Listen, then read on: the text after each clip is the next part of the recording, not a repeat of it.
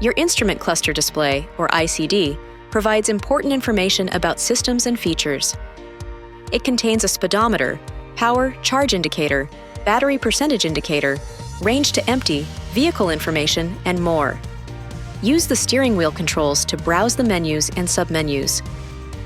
Push the left and right arrow buttons to cycle through the main menu items, and push the up and down arrow buttons to cycle through the submenus of the main menu items.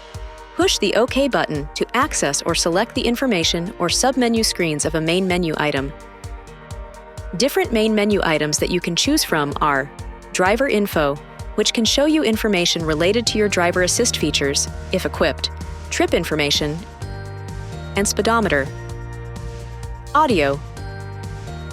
Head-up display, to turn the feature on or off and customize various settings. Messages, that show any stored warning messages. Settings, and vehicle info, for information such as energy economy and tire pressure.